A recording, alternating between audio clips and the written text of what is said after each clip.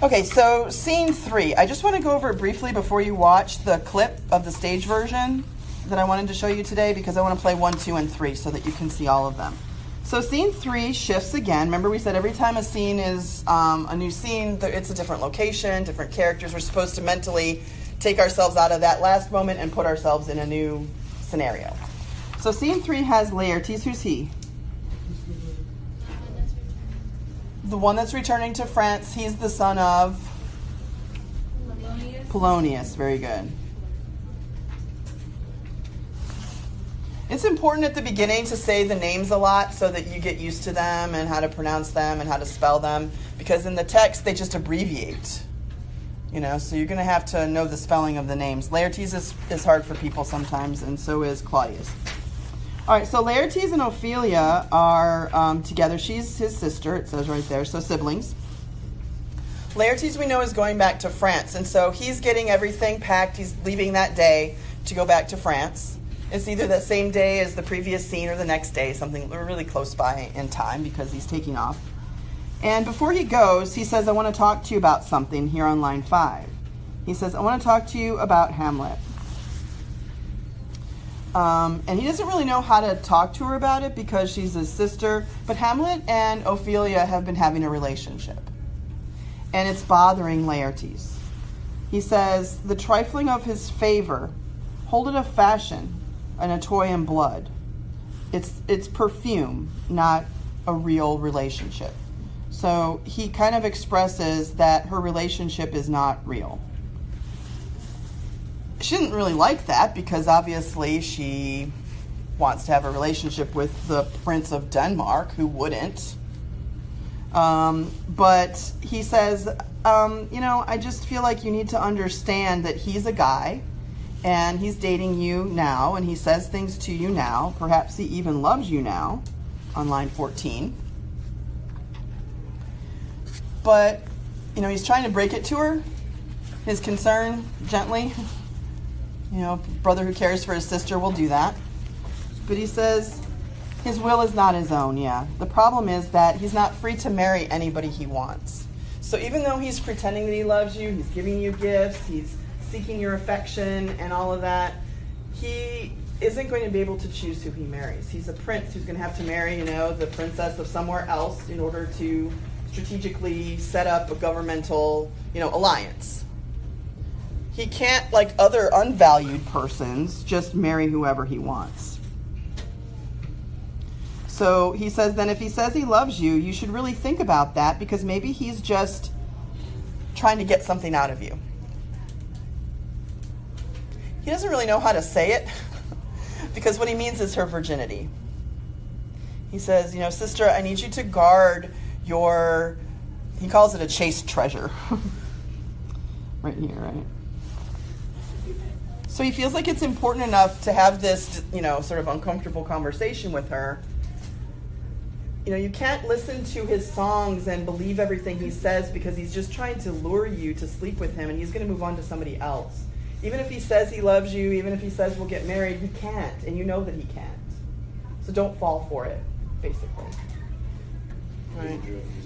Yeah. And he's even though he's being tender with her and trying to explain his perspective and warn her, he kind of talks around it, because he doesn't want to go and say, don't give it up to Hamlet, right?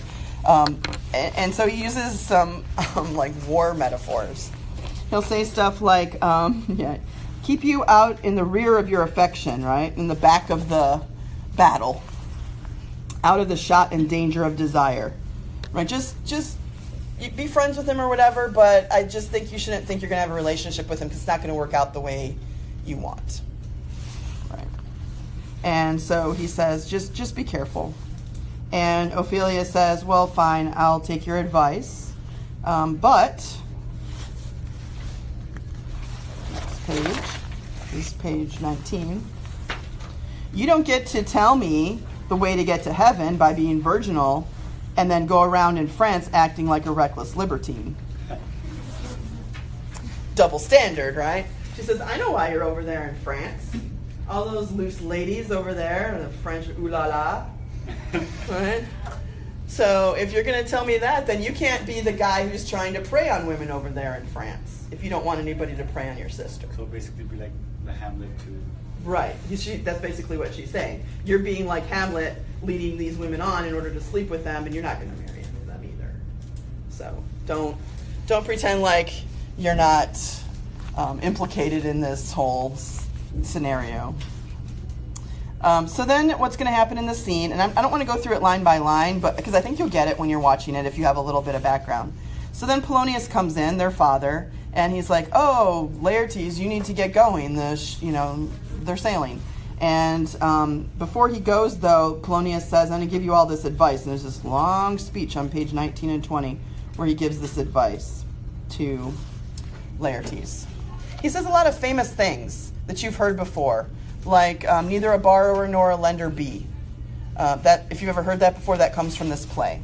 He gives him all this advice, don't enter into quarrels, spend your money on quality things, make sure that you have tried and true friendships. Like, all those things that your parents teach you over a series of years, he crams it into one little speech before Laertes walks out the door. I think it's kind of like the equivalent of when they drop you off at college, if you're going to go away. Like, I feel like the whole way they're going to be saying, now remember, don't forget this, don't forget that. You're going to remember, and give you the little litany of things that they want you to remember, because there you go, out into the world. So he gives him all this advice, which characterizes Polonius a little bit. He's sort of a busybody. He's involved in, everybody's business. His son is a grown man. And instead, he's like, don't lend anybody any money, there's strangers out there. And that sort of thing. He says, to thine own self be true. That comes from this play too, right? I'm sure you've heard that one before, right? No? It means, be honest to yourself. Be your authentic person. Be yourself. Because then you can't be false to any man. So he leaves, and as soon as Laertes leaves, Polonius seizes on Ophelia. What were you guys talking about? All right.